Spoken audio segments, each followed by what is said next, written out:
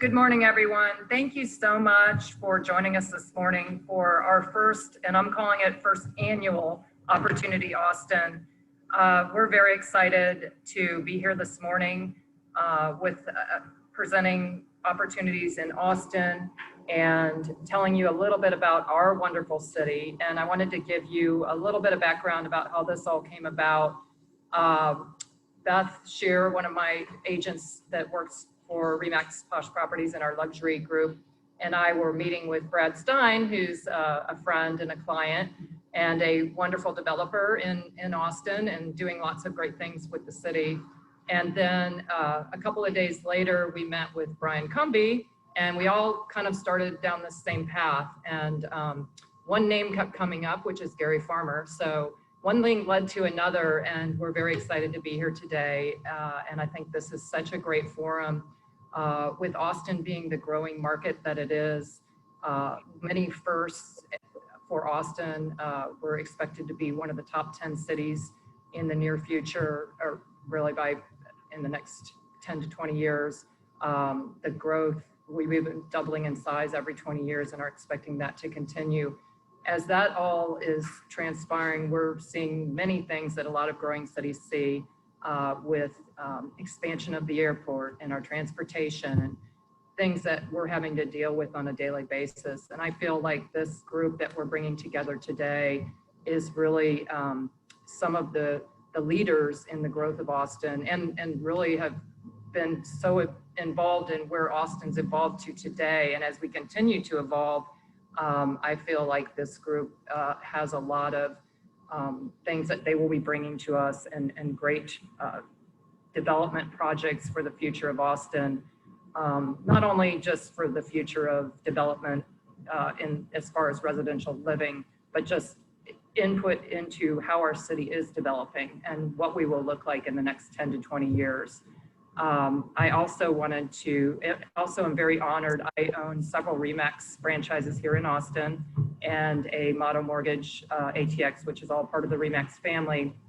And I'm also very honored to have with us today, who's out of our Denver office and is our vice president of RE/MAX Commercial, as well as the RE/MAX Collection, which goes hand in hand with what we're talking about today with development and some of the future projects going on. Which are some are mid-rise condominium projects and tower projects and what's happening in the city of Austin. Anne brings to us a wealth of information. She's got a background in working with developers. She's worked in worked for the Four Seasons in the hospitality industry and has been with RE/MAX for 8 years. About 8 years. Is that right, Anne? 7. Was actually one of the first people that I met at RE/MAX that inspired me to join the company, and I have never looked back. I'm so thankful. We've got global people on this call today. We have such a wide global network with RE/MAX, and that's another reason why we elected to have this seminar today, is just the power of our brand and the connections that we have around the world. We're seeing people come into Austin purchasing property not only for living, moving to Austin. A lot of people can work remotely now, or investing in Austin. So we're hoping today to bring you accumulation of what's happening in Austin, what are some of the projects going on, and how can we help anybody on the call that's interested. So I'm going to go ahead and turn it over to Anne to say a few words, and then we'll get started with our other presenters. Thank you so much, Anne, for joining. Thank you so much, Mary Anne, and for inviting me to Opportunity Austin, and congratulations to you and your team for creating and hosting this premier luxury real estate opportunity. Good for all of us. Mary Anne is the embodiment of RE/MAX and our most productive agents. And speaking of production agents, the next slide shares with you as far as our global reach and sales experience.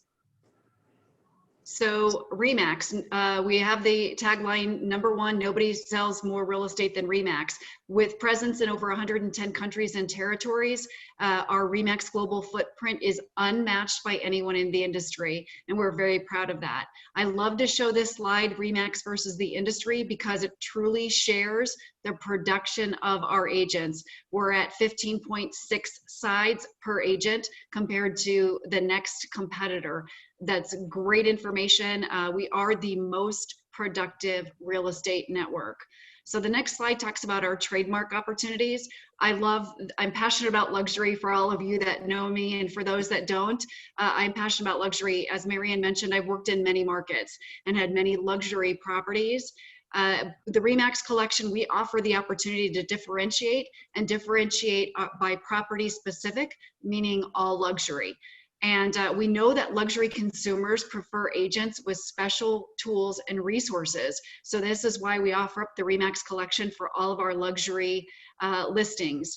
You know, we truly are a specialty niche, and we want to add value to what our agents have already built and projects how we stand out and differentiate them in the luxury space. We provide specialty tools, of course, brand power, resources, and education, and we're globally recognized. So my last comment is I would be remiss if I didn't mention one thing.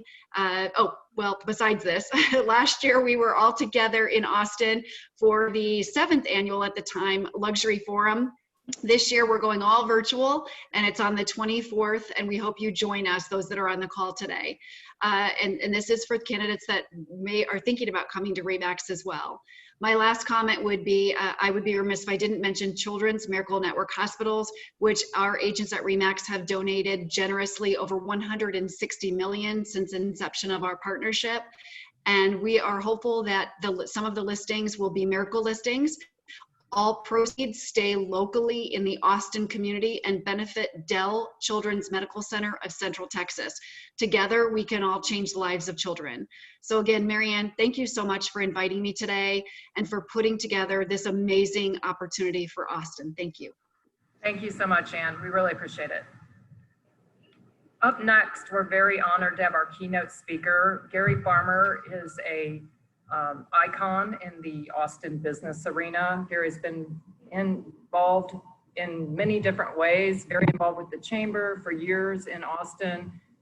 I cannot wait to hear what you have to say, Gary, in terms of the history and where you see Austin going, and we're honored to have you with us today. Mary Anne, thank you very much for inviting me to participate. Beth, thank you. Always glad to be associated with Brad and Brian and Robert and the great developers you have assembled. So without question, we all recognize that we are in the strangest of times. And so I was contemplating if I should put a title on this talk and then decided against it, because the title might have been, with all the headwinds we face currently, why am I so excited? Because the fact of the matter is, I continue to be very excited about Austin and Central Texas. I think we are better positioned than virtually any other place in the country on a go-forward basis. I want to talk about that a little bit and really share the reasons why I believe that Austin will lead this country out of the pandemically induced recession. We did it in 2008, 2009 with the global financial crisis. Austin was the LIFO model out of the top 100 metropolitan areas in the country. We were the last of these to have job growth. We ultimately started losing jobs in June of 2008. The other 99 had been losing jobs for quite some time. We were the first to start growing jobs again in 2009, the first to reattain our pre-recession employment levels. And if you look at job growth from that point until the present, we are the most prolific creator of jobs in the United States on a percentage basis. And we rank quite highly on an absolute job count. So I want to go over just a couple of slides, and then I'll augment with other conversation. But if you look at our economy, and when I talk about our Austin economy, I'm talking about Travis, Williamson, Hayes, Bastrop, and Caldwell counties, the 5 counties that make up our statistical MSA. And these numbers, by the way, are not the chamber's numbers. These are government numbers. So we can't cook the books. This is just what it is. Since 2004, created 392,000 net new jobs. Now that's a pretty good number. Unfortunately, if you look back to December 31st of 2019, pre-pandemic, the number would have been 471,300. So we've lost about 79,000 jobs since the onset of the pandemic. And that's, you know, that's not great. We have a lot of people in our region that are looking for opportunity right now. Jump down to 25.2 billion of local payroll increase. Again, a very good number. Unfortunately, down $5 billion since December 31, 2019. Those are the two numbers on the page that have been impacted negatively by COVID. All of the other numbers are better numbers than we saw at the end of 2019. 1,159 company expansions. That's up 66 expansions. So in the first 7 months of this year, we've still had 66 companies located in Austin announce a significant expansion. BAE Systems, as an example, announced 3 weeks ago, doubling the size of their facility, doubling the size of their workforce. They'll be in Austin for the long haul with as many as 1,400 to 1,500 employees, just as one example. Company relocation, 654.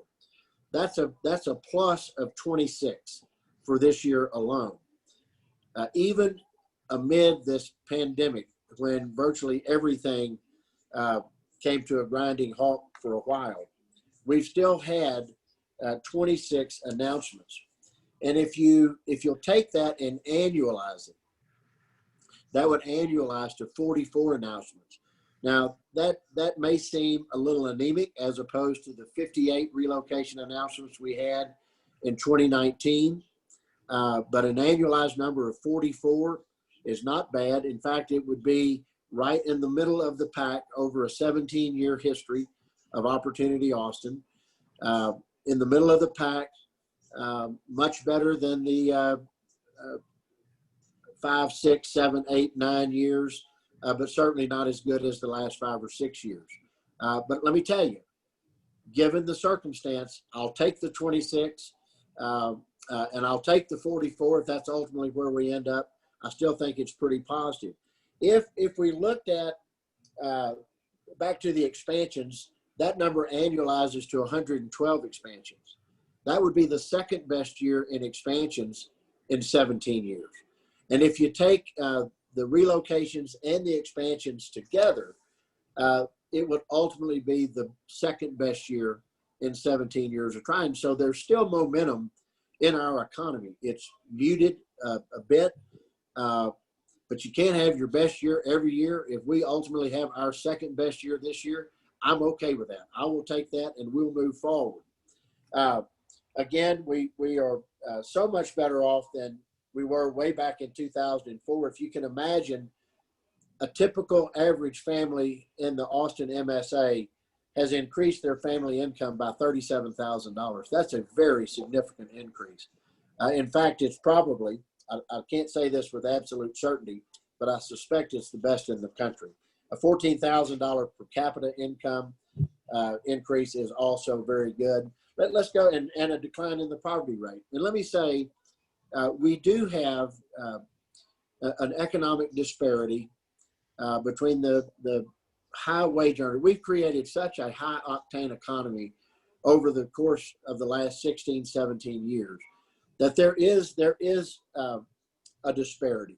And it's something that we worry about, and it's something that we work on. And I thought I might close this presentation today with a little update on Tesla, which we all know about. The Tesla victory, the Tesla win, is going to be a huge, huge deal for working class families in Austin, Texas. I'll come back and talk about that in a little bit. Let's go to the next slide if we might. Again, just to give you some perspective. Again, I already mentioned we're last in, first out of the Great Recession. We now have 7,700 tech companies. Tech clearly our leading sector, but we've got some other sectors that I'll talk about that are showing great promise and great stride. On the Ann, I think I saw that you dealt in some of the commercial stuff for RE/MAX. I mean, 33 million new square feet of office space. I mean, that's awesome. In 17 years, 29 million square feet of industrial space. We're seeing a tremendous surge in the need and the appetite for industrial space. And it's almost been instantaneous with the Tesla announcement. 11th largest city in America, growing. We're the fastest growing big city in America. We are the #1 domestic in-migration market in the country. And those domestic in-migrants, on average, 50% or more have a 4-year college degree. So those in-migrants are actually accretive to our workforce, the quality of our workforce.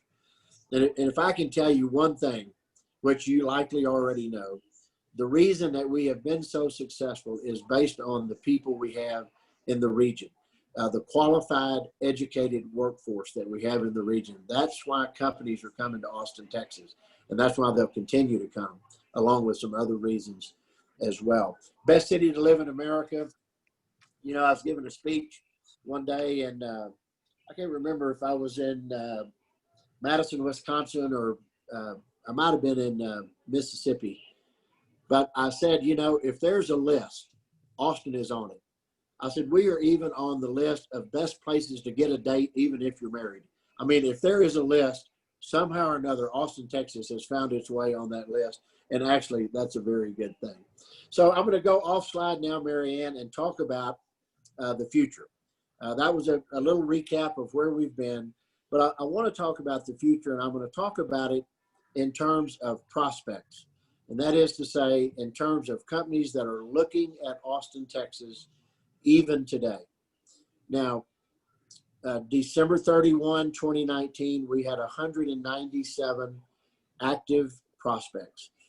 This is not a company that might have called the chamber or emailed the chamber and said, send me some information. This would be a company that at a minimum has had extensive dialogue with the chamber staff.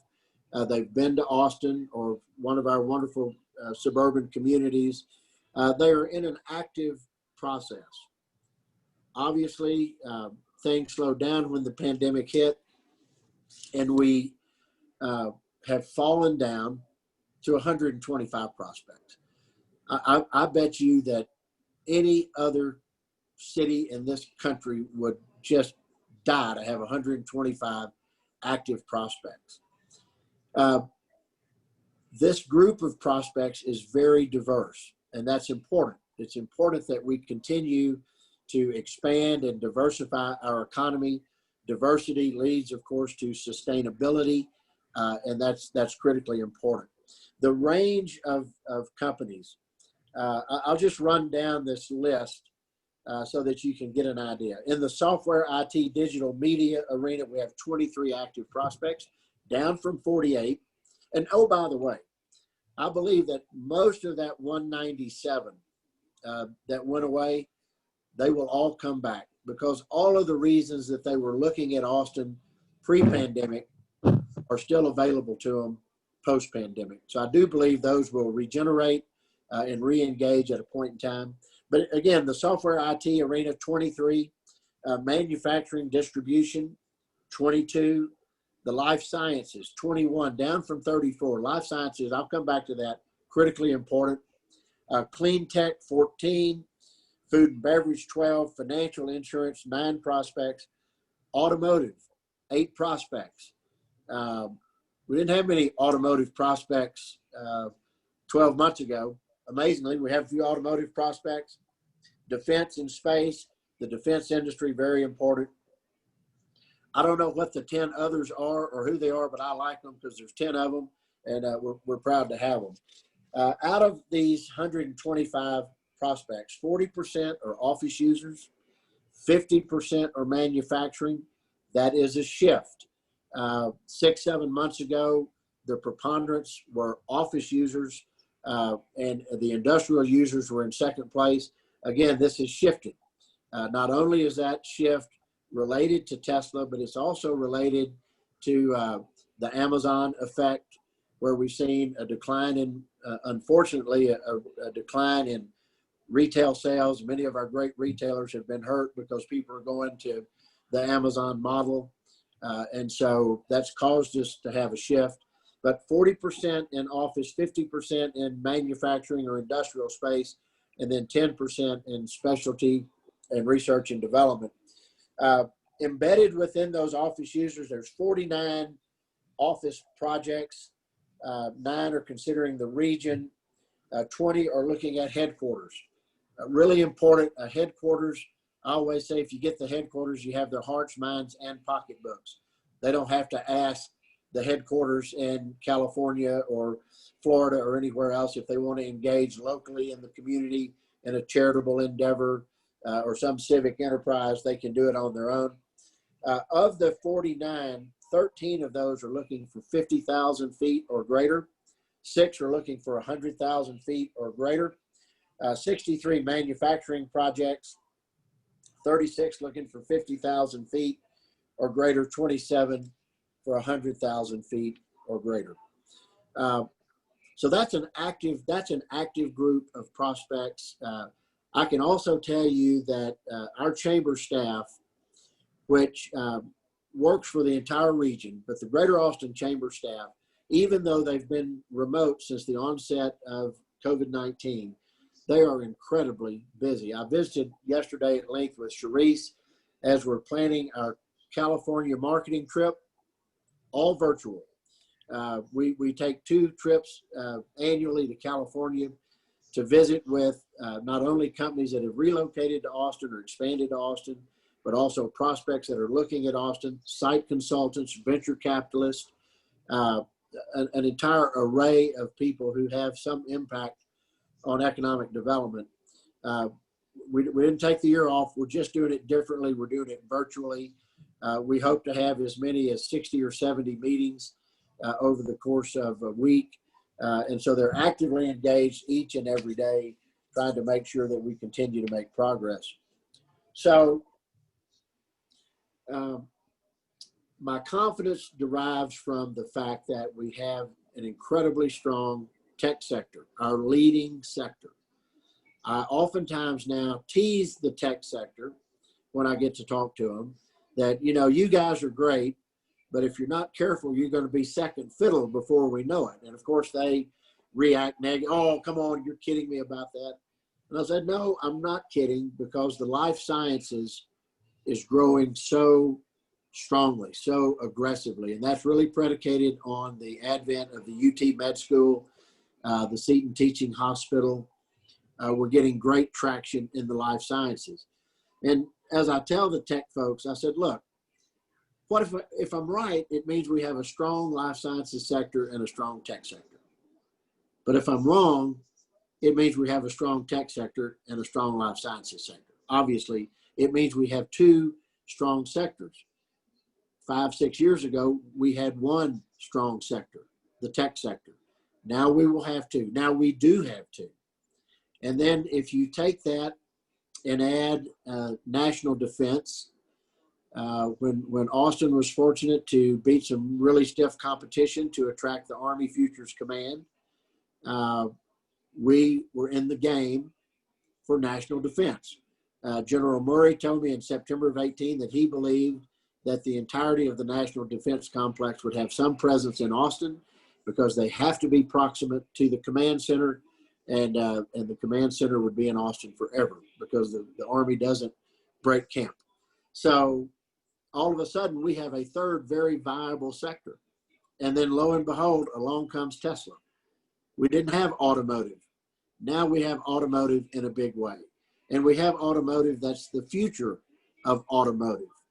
You know, Tesla is clearly the most innovative car company in the world, and we're very, very happy to have them.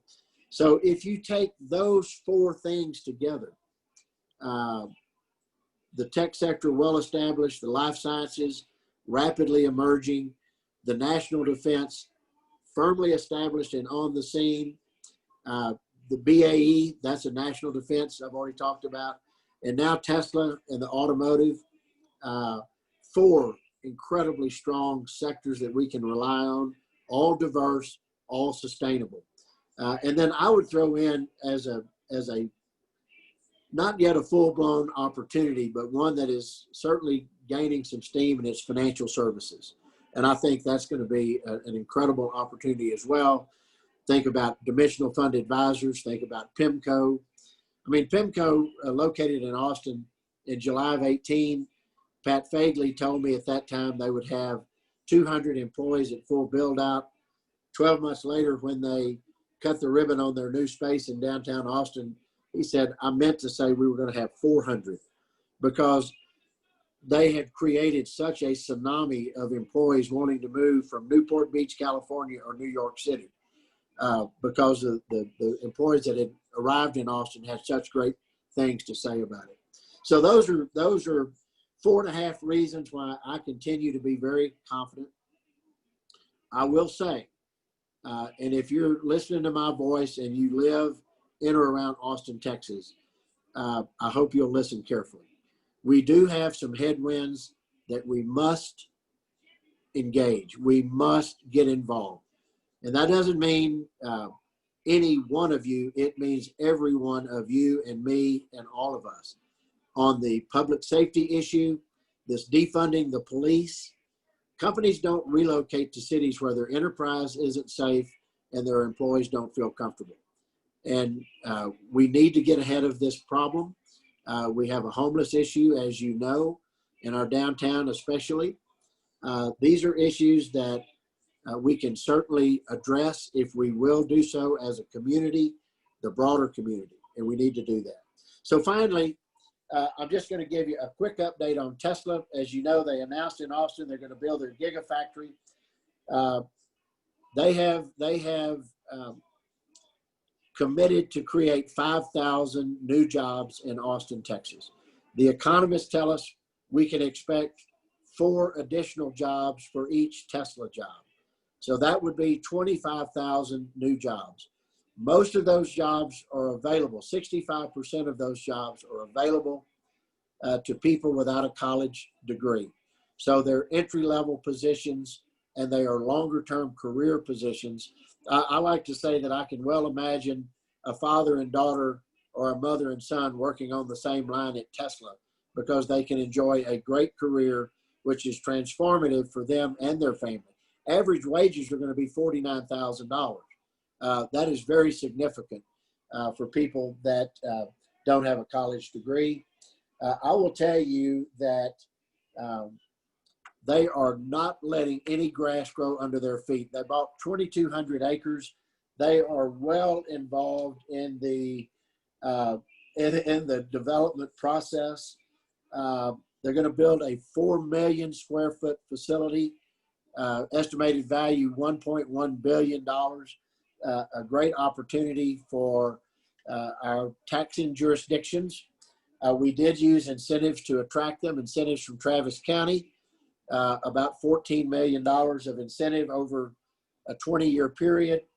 And we used incentives from the Del Valley Independent School District, about $46 million of tax rebates over a 10-year period. I should note, our press and all of us, just as I did then, we talk about what we gave to get them. We ought to talk about what we get to get them.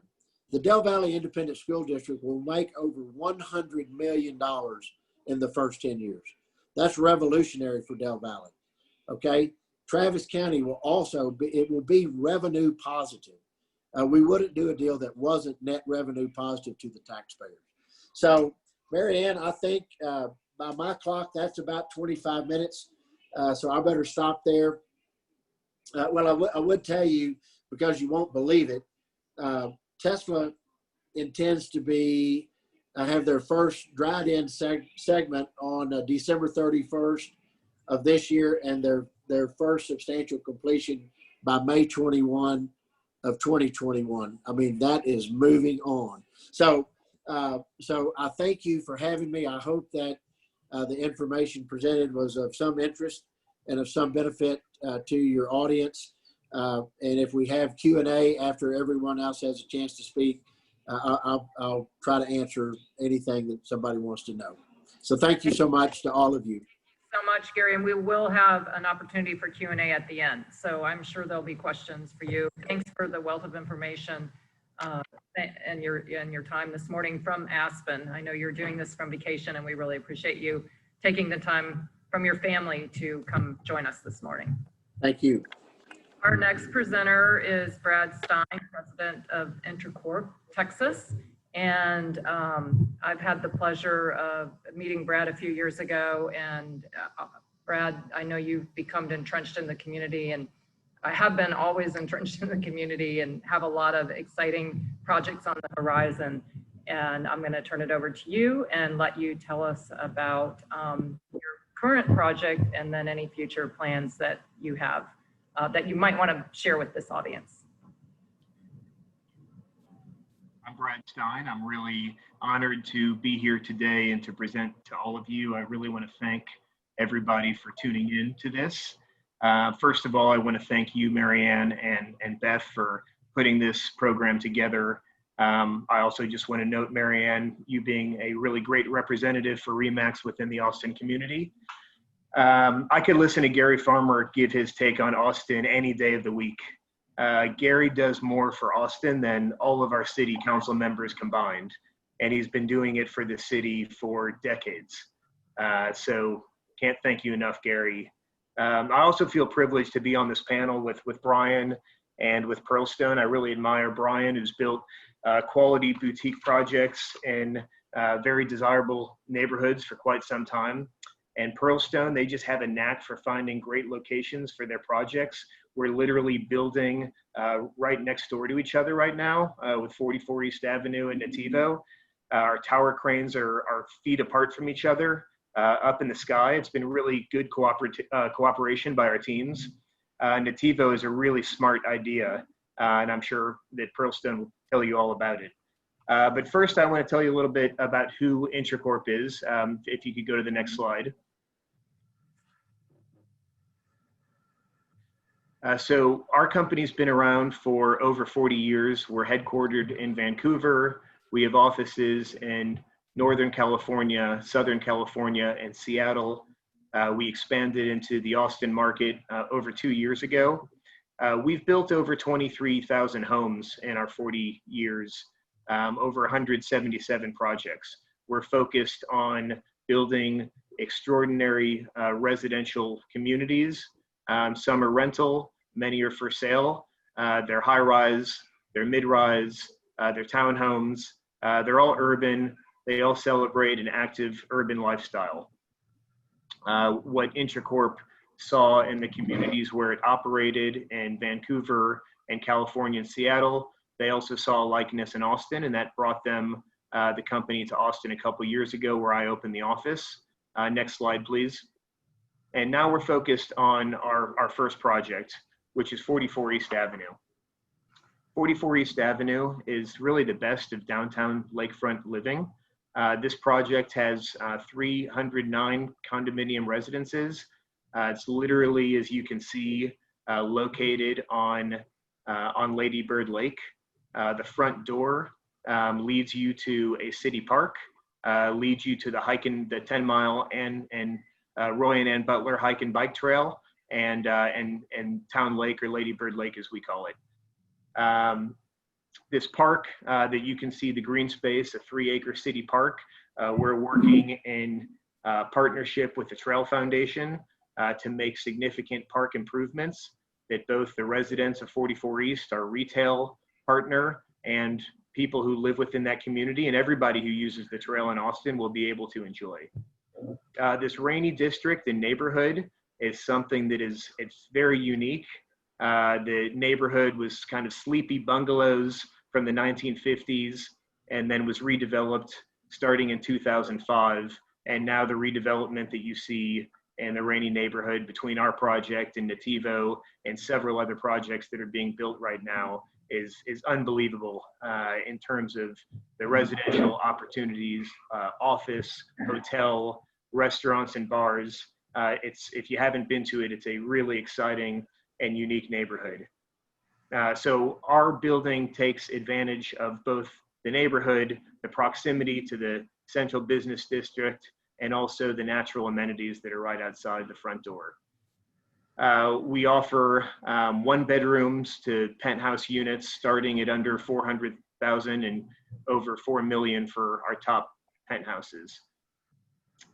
We've really tried to focus on efficient floor plans and sophisticated design.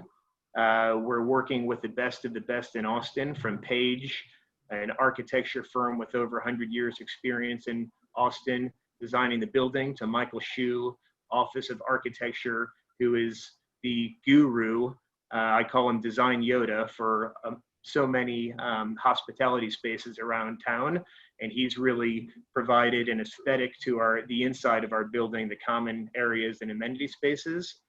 DWG on landscape architecture, helping with our ground floor and our amenity areas. There's really something for everyone in this building, with the way that we've designed our efficient floor plans, with how we have amenitized this building, both the lobby space and retail space and outdoor spaces on the ground floor. On the 11th floor is an entire floor dedicated to amenity spaces. And this is fitness, yoga, dog areas, a dog run for big dogs and little dogs, family area, meeting rooms, 2 guest suites, rooms to congregate, an outdoor circular pool that overlooks the lake. We've really tried to leave no stone unturned with that amenity space. And then if that's not enough, on the 37th floor, facing that downtown view that you see in the distance, we have a second amenity space that's designed for a more maybe sophisticated experience for a boardroom, for a board meeting, or for a dinner party. So we've tried to cover everything because our demographic that we're serving is really broad. We have millennial buyers who are living and working downtown, but we also have empty nesters that are, looking for a different living experience. We have investors. We have second home buyers. Right now, we're over 52% sold. Most of our buyers are from Austin, but outside of Austin, they're from Dallas, they're from Houston, and then outside of Texas, they're from New York and California, and they're from other states. So, we feel that this really has something for everybody. Something that we focused on lately that I want to point out is a lot of the health and safety type features that we're really looking at closely and making sure that we enhance in light of what's going on in the world. We're achieving an Austin Green Energy 3-star rating, which is kind of like a LEED Silver rating. We're seeking something called a WELL Health and Safety certification. We have touchless access, filtration systems, and everything else that we're doing that we already were planning on, but now we're taking a second look at while we're constructing this building to make sure that we're creating an environment that everybody feels very safe in. And then an update on kind of where we are in the project, where, as I mentioned, we're over 52% sold. We started selling in late 2019. We closed a construction loan in May, and so we are under vertical construction right now on our 7th floor. The construction loan and our financing partners include Michael Dell, Bank of the Ozarks, who finances a lot of these condo projects in Austin, the owner of the Dallas Stars Hockey Club, and a lot of other people who are very interested in seeing this type of development in Austin, Texas. We plan to be completed with construction by 3rd quarter of 2022. Here are some renderings of some of the spaces that I was mentioning. Level 1 lobby space with a sophisticated classic design, and kind of an area that we call a terrarium that kind of merges the natural environment and the living spaces. The 11th floor pool, which is a circular pool with a lap lane, kind of reminiscent of a hill country swimming hole, and then this 37th level lounge with its views of downtown. Next slide, please. We have a number of different home types, and we offer a lot of renderings and visuals. We have a website. Also, we opened a 5,000 square foot sales center downtown and really tried to create an experience that had not been done before in Austin, with a sales center of this size, fully modeling out one of our signature units, and that is a B1 2 bedroom, 2 bath, 790 square feet. We found that a unit like that had not really been delivered in downtown Austin before, and we took some of our best practices from Vancouver and other markets and introduced, we made a deep bet on that. We made 50 of 309 were that particular unit type, and we have about 12 left. So we found that the market has really received that well, because at 800 square feet and an average sales price of around 800 a foot, you can get into that at the lower levels in the 500,000s, upper levels at the 600,000s, and that creates a value proposition relative to a lot of the 2-bedroom units you find in other condo projects downtown that are near $1 million or over $1 million. These are some of our other floor plans. There's a C3.5, which is a 3-bedroom that we have 12 of these on floors 20 to 31. From $1.5 million with lake views. The B2, which is a large 2-bedroom, 2-bath, and the 900s. And then also we have the B4. The B4 is another large 2-bedroom with hill country views ranging from 900 to 1.2 million. So I wanted to highlight a few of these floor plans, and we have many other options: 1 bedrooms, 2 bedrooms, 3 bedrooms, and penthouses. So there was a theme that I talked about in terms of best practices, taking things that Intracorp had learned from Vancouver and other markets and trying to bring them to Austin, which I would not characterize as a fully mature condo market, but that's where we're getting because of all the growth of the type that Gary had described. And so bringing smaller and really efficiently designed units is one best practice, and having a sales center where people can really touch and feel and understand what the project is going to be like is another best practice.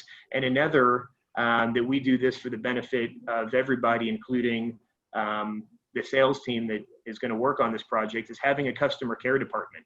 You know, we have a fully dedicated person that is reaching out to homeowners throughout the process and doing punch walks and taking things that really the sales team and outside sales agents should not be doing. And we're doing that in-house through our customer care department.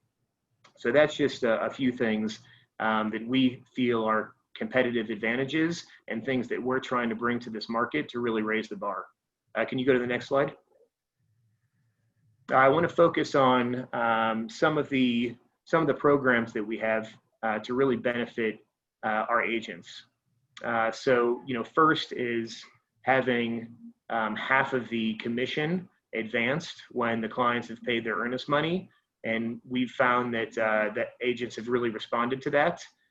So that advanced commission program has been in place and will continue to be in place.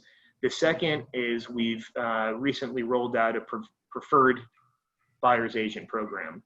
And this is really to provide extra incentive for agents who are doing multiple deals. So if you can see from deal 2 to deals number 2 to 5, there's an additional $2,000 on top of the commission per contract. Deal 6 to 10, an additional $3,000 per contract. Deals 11 to 14, an additional $4,000, and above 15, $5,000. And then there's some benefits that the preferred buyer's agent would receive along with that in terms of social media content and marketing flyers.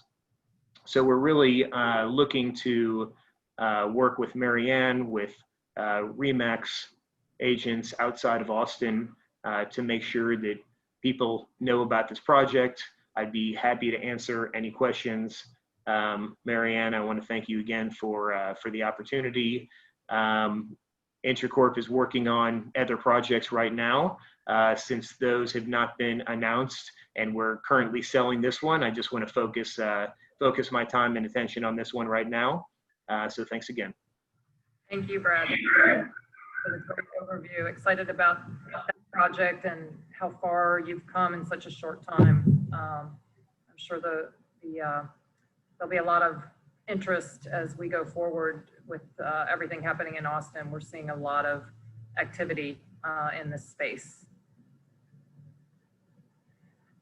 Our next speaker is a good friend, and we've worked together a lot in the past, and I'm honored to have him here and honored to know him and have him as a friend and a mentor in this industry. Brian's got a wealth of knowledge and has been a long time Austinite and very involved in the city, and has some wonderful stories to share, which is really, really great. Always great meeting and talking with Brian. And I'm thankful for you being here today, Brian. Thank you so much, and look forward to hearing your presentation this morning. Well, thank you, Mary Anne. It's an honor and a privilege to be on a panel with such accomplished people in the real estate industry, and it's always fun to talk about Austin, Texas. Anybody that knows Mary Anne knows she's a go-getter. I remember when she was over recently and talked about this concept of putting this call together. About 24 hours later, I was getting an email trying to confirm the date.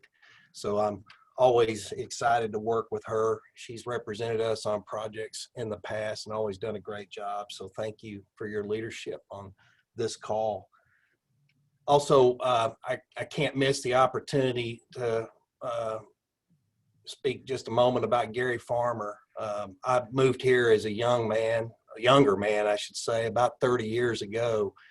And early on, I decided to join the Chamber of Commerce. I moved here, didn't know a soul. And I thought, well, I'll join the Chamber of Commerce. I think that might be a good way to meet some people. And a year or two into my membership, I found my way onto the board. And one of the first people I met was Gary Farmer. And he had already done more for Austin at that point than most of us have done even 30 years later. People look at Austin and they think, how in the hell has that happened down there? And I can say, because for 6 years as a board member on the front line and serving shoulder to shoulder with Gary and a lot of other talented business leaders and community leaders in Austin, it wasn't accidental. It was actually very deliberate, very planned, and it involved a lot of hard work and a lot of time. And I'll never forget one time I was in a meeting with Gary. It very well may have been a chamber board meeting, and he said something that stuck with me forever. It was probably about 1995. He said, you know, if you're not making dust, you're eating somebody else's.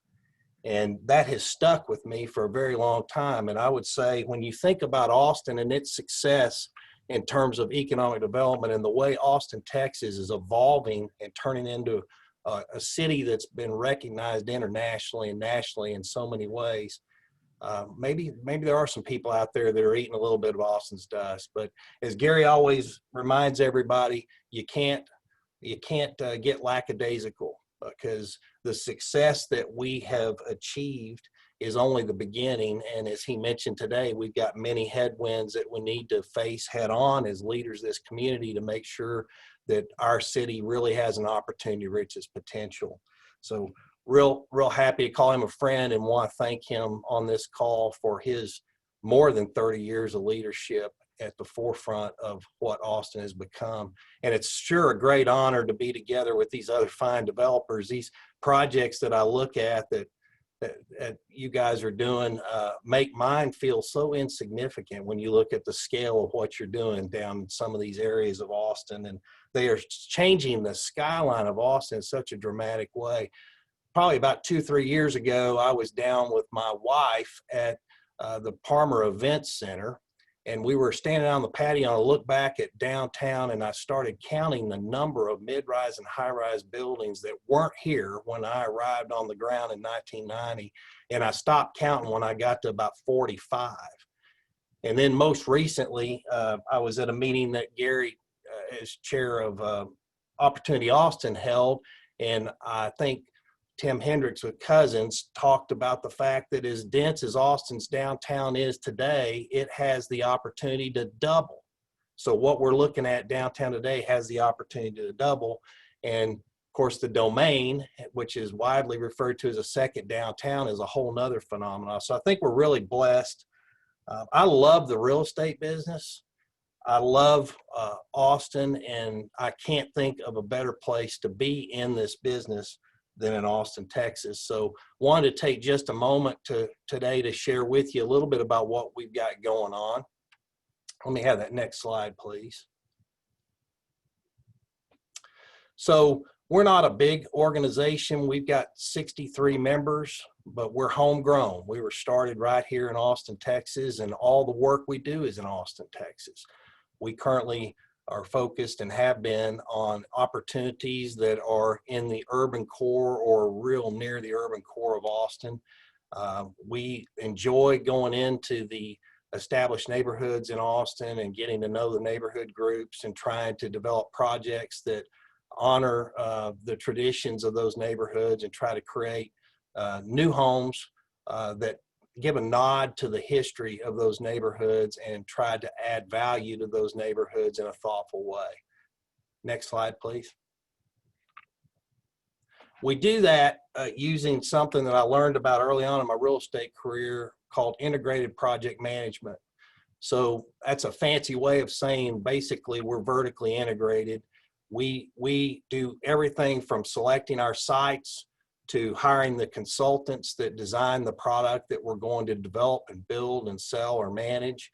We manage the consultants through that entitlement process, and then we own our own construction company. So we have a captive construction capability that only works for our company. So if you see our trucks or our people out running around, they're working on a project that we are the developer of and either will own long-term or we're developing it to sell. So we carry that all the way through construction, and then in the event that we are selling product like a townhome or condo project, we've got a small team of sales professionals that interact with all the terrific real estate agencies here in Austin to work with them to try to find buyers that are interested in those projects. And then in some cases, we develop product that we lease, and we have the capability to lease and manage those properties here in-house as well. Next slide, please. So I wanted to cover just a few of the recent projects that we've been involved with, and we're looking back now over the last 5 years. Next slide. 1010 West 10 was an incredible project opportunity. It sits at the corner of 10th and Baylor, right across the street from the former location of the graffiti park, which anybody that lives in Austin probably has some awareness of. It was this is representative of some of the types of work we do in the urban core, where we go in and find a piece of property and develop something that's fairly exclusive. So this was a 14-unit project that had a swimming pool, secure parking, right on the edge of downtown without living in the middle of downtown. That was completed in 2018. Next slide, please. Bouldin Residences. This project was located in the Bouldin Creek neighborhood, Johanna Street, which is just off South Congress, or what all the locals love to refer to as SoCo. It's 38 luxury units. These were sold. This project was really special because at the heart of this property was an old church building that was built in 1939, and it served as a Catholic church there for this part of Austin for a number of years. And then in the late 60s, about 1967, it became home to the Boys and Girls Club of South Austin. The Boys and Girls Club of South Austin decided to change their business model about how they deliver services and start delivering those through the public school system campuses. So they decided to monetize that asset and put those dollars from the sale of their real estate into programs for the youth in Austin. So we were happy to be involved with that. We took a look at the property and decided that the church really needed to be the heart of that project. So we repurposed that thoughtfully into 4 very high-end townhomes that we marketed and sold for about $900,000 each. We flanked that with a 5-unit 3-level townhome building that had incredible views of the downtown Austin skyline facing to the northward. And then we had a 29-unit flats building that flanked the other side. So we're real proud of that project, and we felt like that it really added a great project in that area of town that was very walkable for the residents there. That was completed in 2018. Next slide, please. Terrytown Place was one of our first ventures into the condo for sale. It was a smaller project right on Enfield Road. It was only 6 units, and we completed that in 2014. Didn't really set out to get into the condo business for sale, but we were having trouble when we were just focused on apartment for lease at competing with condo townhome developers on land, because the condo townhome guys could pay slightly higher price per door. This was a project that Mary Ann and her firm helped us market and sell, and we learned an awful lot together as we went through that project. Next slide, please. 1512 was right in the heart of Terrytown. This is a very special project to us. You can see the downtown view from up on the rooftop pool deck. It was a 19-unit a boutique apartment project, and I can't help but share this brief story. In the January of 2008, Angelos Angelou held his annual economic forecast, and it was a packed, crowded house as always down at the Austin Convention Center, and the publisher of The Economist magazine was the keynote speaker, and she's quite a smart lady, made a wonderful presentation and was talking about the oncoming crisis with subprime mortgage. And I left the room, and I think probably there were others that left the room and didn't really quite understand what she was talking about, because we didn't really have that issue in Texas. So I went out and bought this property thinking we were going to do 4 or 5 high-end homes in a condominium regime. And so I bought it in April of 2008, and then went into design process and had the whole thing planned. And then 2008, September, Lehman Brothers goes bankrupt, and all of a sudden the world turns upside down. And here I am, the proud owner of a couple of houses I'm trying to rent in Terrytown that won't even cover the holding costs. So we had to pivot, and I decided that, you know, boutique apartments in very good locations were going to become something that we should be interested in and try to lead on. So that was 19 units, and we completed that in 2013. Next slide. Ivana was in Hyde Park. It's another boutique apartment property, had 22 luxury residences. And by the way, one of our signatures, even on these smaller projects, is to do nice amenity packages for the residents. So we had a small gym there. We had a rooftop pool with views of downtown Austin. That one was completed in 2015. Next slide. The Braxton, this was the former location of the Omeletry restaurant. So any longtime Austin residents will be familiar with where this is. It's at the corner of 49th and Burnett Road. We've got neighbors like Pint House Pizza near us. The Omeletry restaurant, I was with my wife one Sunday morning having breakfast, and we sat at the counter, and I saw a guy that was hustling. He had a headband on, and he was really working hard, and anybody that ate there knows there was a standing room only crowd there. And I thought, you know, this guy looks like he may own this place. And I had heard a rumor that they were going to be closing. And so I stopped him and I said, well, I heard you're closing. What's going on? I said, well, we're closing, but we're really moving. And I said, well, what's going to happen with this piece of property? And he said, well, we're not sure. And so I left there on the back of my guest check with the name and phone number of a lady up in Flower Mound, Texas, that had inherited the property. And after some period of time, some process, we became the owners of the dirt. Kenny Carpenter, who relocated the Omeletry over onto Airport Boulevard, his business has never been better in his new location prior to COVID. And I think I like to talk about that because redevelopment in the urban core in Austin, Texas, sometimes is something that's controversial, especially when there's an iconic restaurant or some other business that feels like it's displaced. But in this particular case, this is a great example where Kenny got the chance to master plan his new location for efficiency, and his business has never been greater.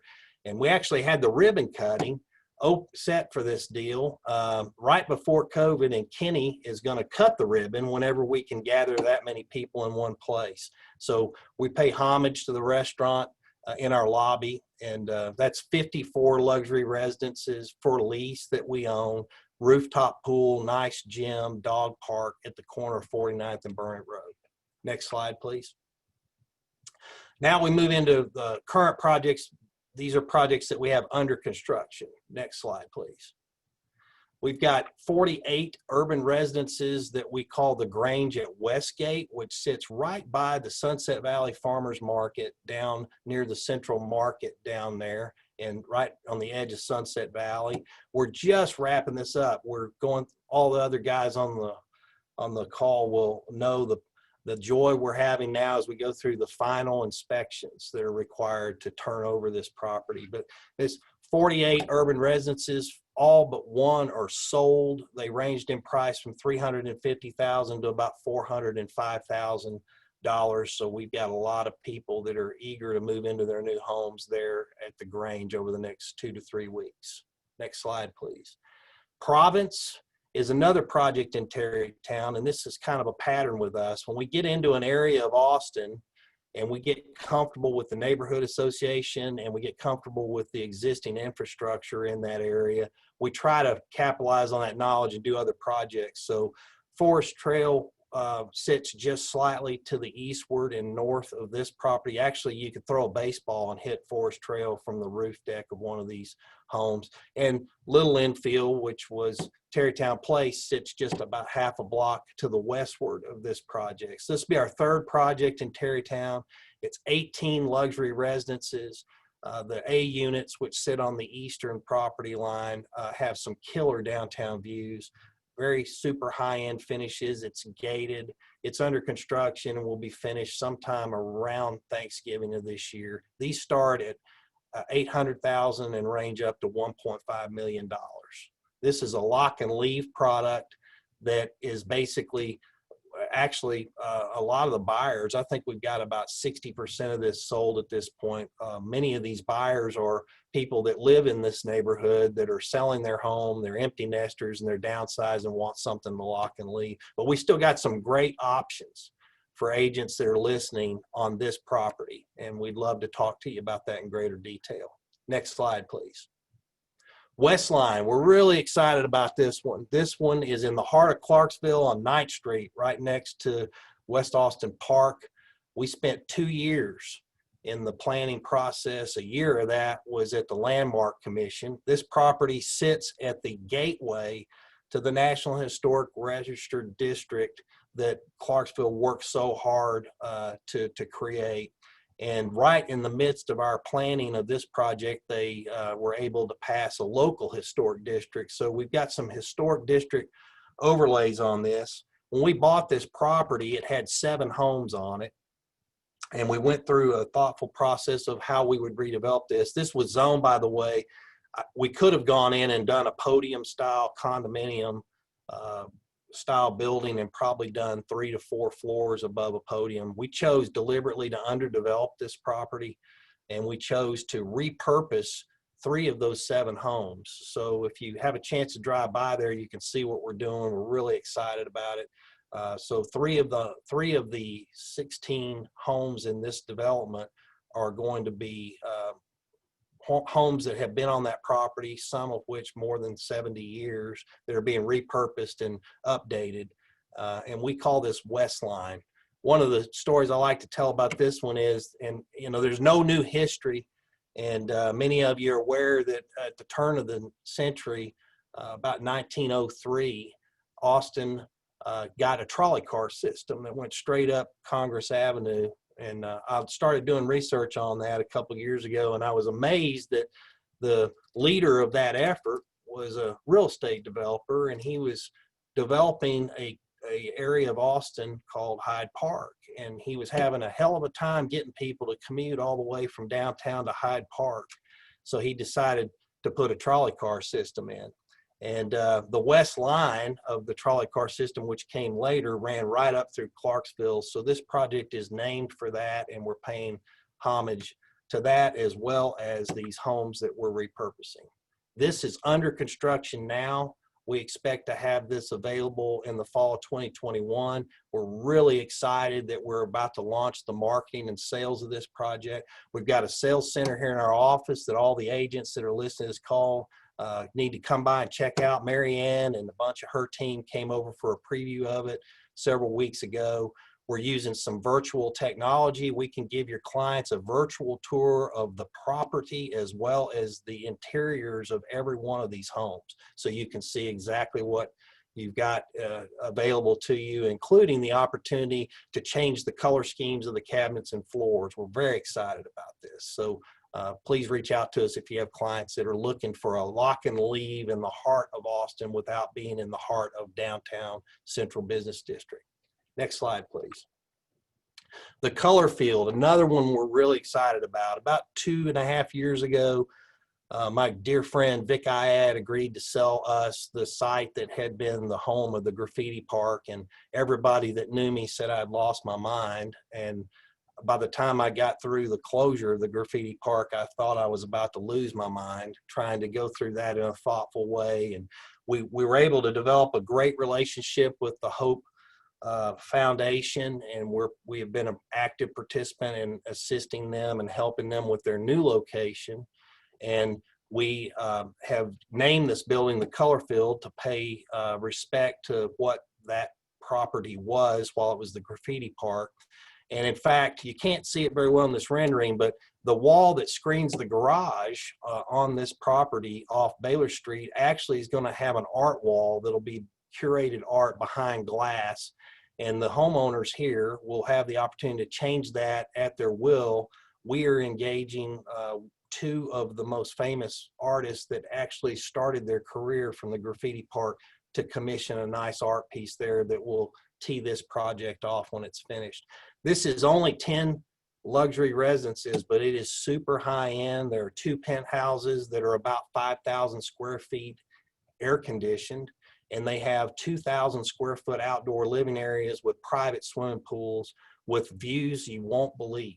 If any of you have ever been to the castle up at Vic Iad's office at Castle Hill Partners, that is the view you have there. So the parking is ample, it's secure, the building is fantastic, and it's going to have a true green roof. And that's something we've had to go to school on, but we're going to have a nice swimming pool.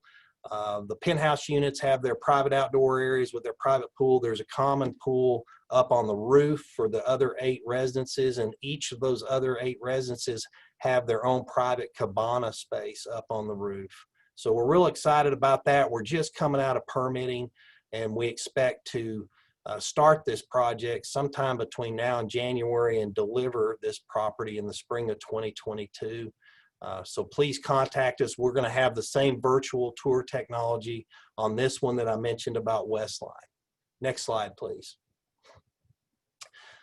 Now we move to a product that we're real excited about this project. It's different for us, but we really are excited about it because what we've been doing for about the last decade works really well in the urban core of Austin, and potentially it could work in some exceptional areas down in San Antonio, but we haven't really had a product that we could go after the market between here and San Antonio along the I-35 corridor. So we purchased 42 acres on Ditmar about a year and a half ago. Ditmar sits at about the 50-yard line between Slaughter and William Cannon, and we have gone through the beautiful site development permit process at the City of Austin, and we have come out of that permitted to do 232 homes there.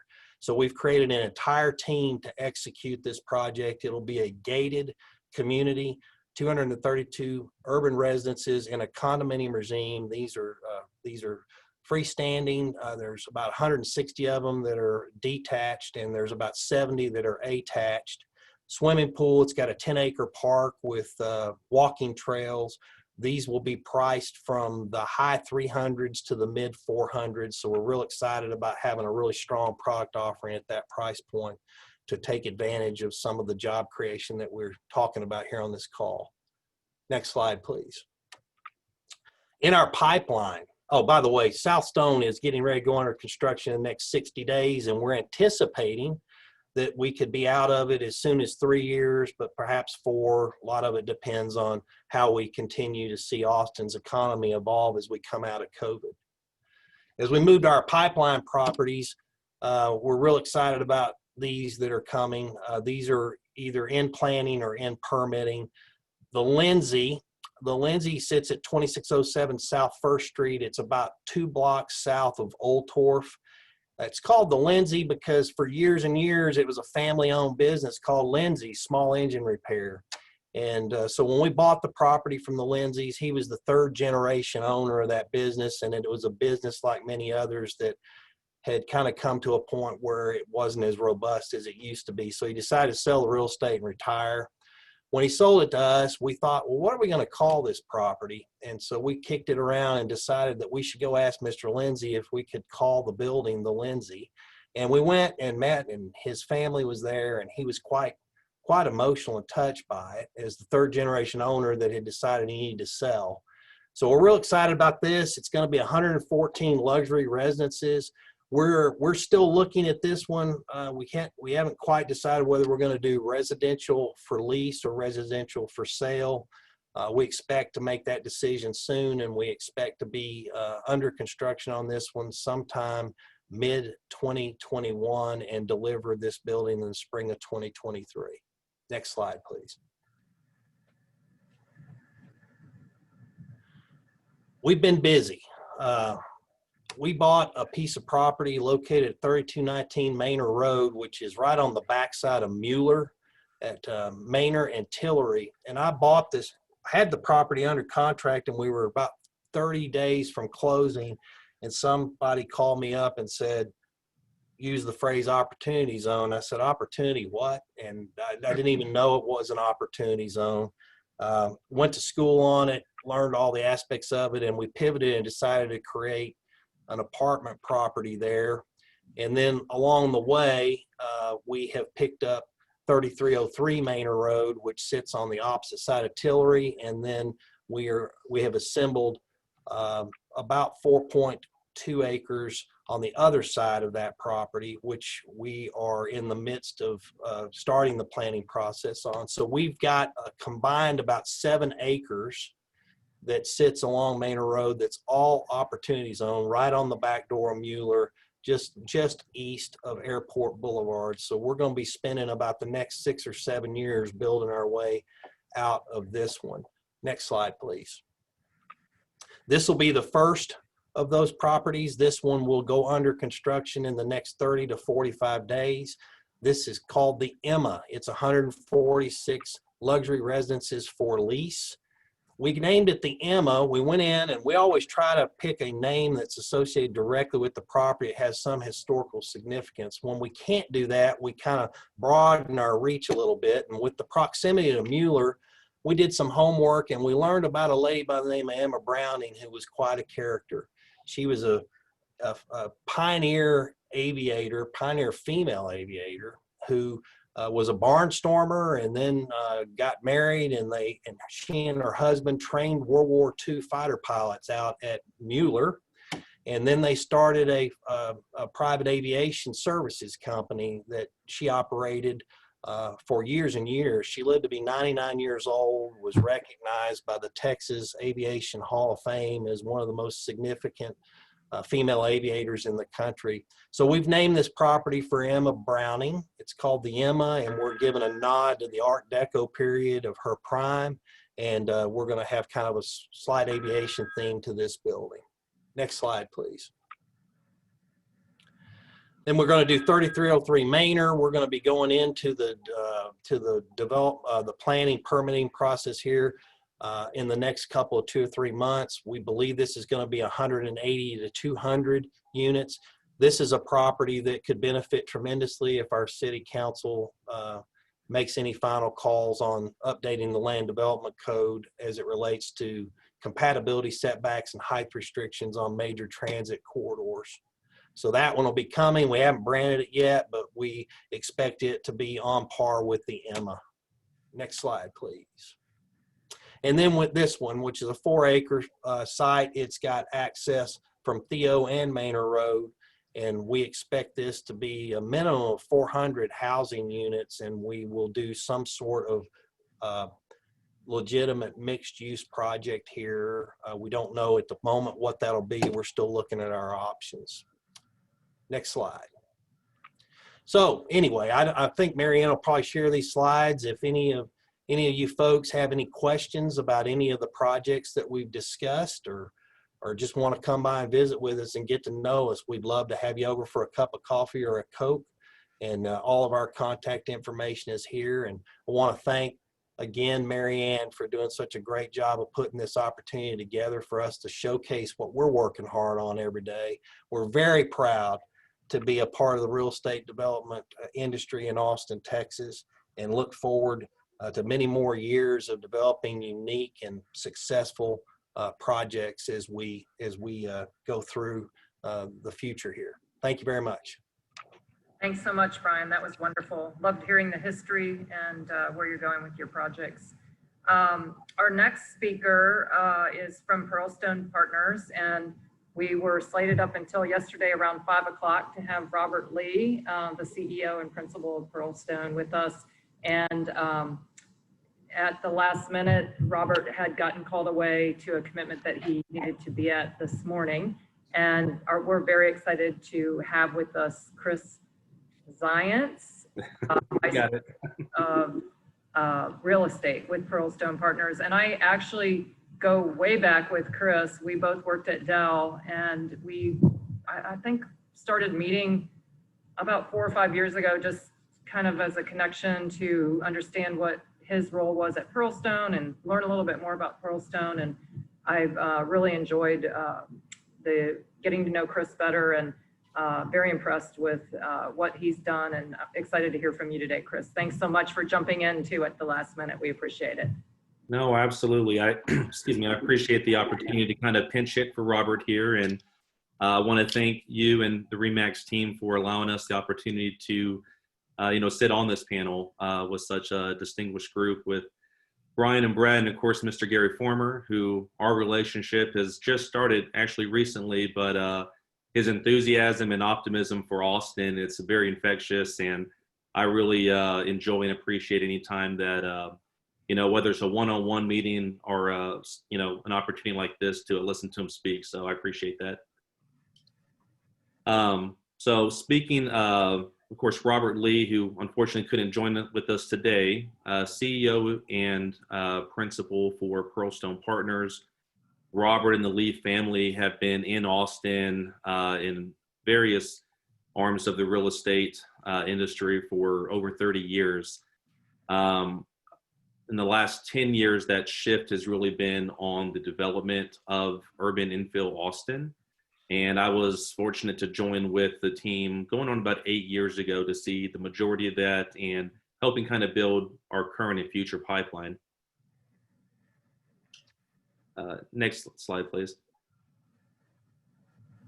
So we kind of wanted to showcase both our current projects, which we do have 4 under construction now, and we'll take a look at our future pipeline for 2 additional projects that'll be breaking ground shortly. The first is our high rise, as Brad alluded to, neighboring to 44 East. If you're looking at the slide here, he sits just to the left, just a few floors taller than us.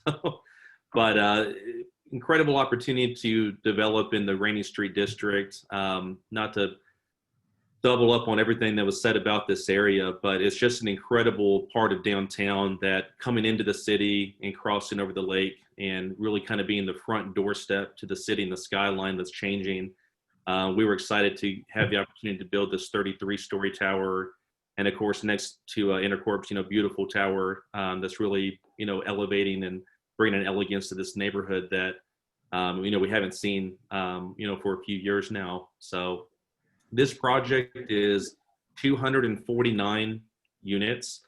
It is a very unique offering to buyers, particularly investors and second home owners, in the fact that this is actually permitted and zoned for a hotel use. but with individual unit ownership. What that allows the owners of these condos is full flexibility for that use. They can live in the property, they can rent it out with traditional leases, but the really exciting piece of this property is being zoned for a hotel. It does allow for short-term rentals, and we do have an on-site hotel operator in Nativo, our partner, that will help really create a turnkey experience for those homeowners. So this project broke ground last year. We're under construction. I believe we're at floor 24 today, and we're looking to be delivered in Q4 of 2021. We do have a sales center located at 4th and Lavaca that's been open since last year. And as of today, we're 45% contracted on those units, leaving a lot of opportunities for, floor plans, price points, and, view options available within the building. This project started in the high 400s. Today, remaining inventory is now in the low 500s, going up to about 1.1 million. And that's a combination of studios, 1 bedroom, 1 bathrooms, and 2 bedroom, 2 bathrooms. Amenities for the building is a course, full service concierge lobby, the hotel operator, what they call a master host for, users using that for rentals. We decided to actually place the pool and the roof deck on the 33rd floor at the top of the building, west facing, as you can kind of see in this picture, looking over Lady Bird Lake. It's just an incredible view. It allows all the residents to kind of have a penthouse view without owning on the upper floors. And we're just really excited about the amenity package that, a high-rise luxury product like this is going to be able to offer homeowners, at the price points that we're able to deliver these at. I guess maybe just a few more things on the TiVo, a little bit different than a traditional purchase, and we're happy to speak with the RE/MAX agents if they have potential buyers for this. Is these are truly a turnkey product in the sense that all the units are fully furnished with a very high-end interior design package that really reflects Austin in the interior. But what this allows you to do is day one of ownership, when this property opens, allows you to start rental income immediately. You don't have to worry about buying appliances and furnishing, even linens. Will be provided in these units. So it's just a really unique offering in the Austin real estate market. Next slide, please. So in addition to the Nativo as a high rise, we do have 3 other projects in Austin under construction, 2 of which are home condominiums in Axiom East. Both of these are located in 78702, just east of downtown, and really one of the most thriving and changing areas in Austin. Home condos is 59 units, which we're about 40% sold on. These will be delivered in November with move-ins probably available as early as December of this year. So still quite a few opportunities to purchase in that property. For this set of projects, when we look at our mid-rise inventory and kind of pipeline, we really focus on what we call attainable housing. And what we do is we're delivering new construction, luxury, for-sale residences in areas that historically have just not been at the price points that we're able to deliver these at. So for instance, the home condominiums projects, this unit started at $229, and our 3 bedrooms topped out at $499. That's in an area where your average single family home ranges from $500,000 to $700,000 and higher now. So we just love being able to bring buyers into a neighborhood that, this was a dream area they wish they could get into. And again, historically, they were forced to either rent or, not get into that price point. And we've been very successful with being able to deliver that. Axiom East, not too far down the road. This is right off of East 7th Street, west of Pleasant Valley. This is a 60-unit project. This will be delivered in March of 2021. I think we're at 25 units sold of the 60, so still a little over half the buildings available. 1 and 2 bedrooms in this property are going to start at $279 to $529. kind of in the same light with home condos, just being able to deliver new construction under 500,000 right off of East 7th Street, which is a straight shot into downtown. So Cascade Condos, this is project actually, we just demoed the site Monday of this week, or under construction now. So really excited to kind of have RE/MAX be the first to look at this property. The kind of grand opening and marketing launch will take place at the end of September. So we wanted to kind of get this on everyone's radar, but this property is located right off of Lamar at 25th Street. So new construction in this area at this same price point that we've been talking to. We're looking to deliver 113 luxury condos. These will be priced from $279 to $549. This will have 1 and 2 bedroom units with full amenities, community rooftop terrace with downtown views. We'll have a infinity edge water pool with courtyard, lobby, fitness center, and clubhouse, all again right at 25th and Lamar. At that price point, there are really not a lot of property at any asset type under the 500,000 mark. 80% of these units will be $499 and under. So we're really excited to bring that to the market. The next slide, please. So we also have 2 other projects we wanted to showcase. These are both in permitting, but are fully expected to break ground in Q1 of 21. So 48 East, which is the address of that property, branding is under place right now. We're excited to present and put that on the market at the end of this year for naming this project. But this is located also in the historic Rainey Street district, just a couple blocks north of both Nativo and 44 East. This property is going to be 41 floors with 284 units. What we're looking to do here is to bring a high-end luxury downtown for sale product into the CBD of Austin, and really, again, take our philosophy, what we do on our mid-rise projects, and apply it to a high-rise. So we're really excited that we're targeting a price point for this building of $499 to $999.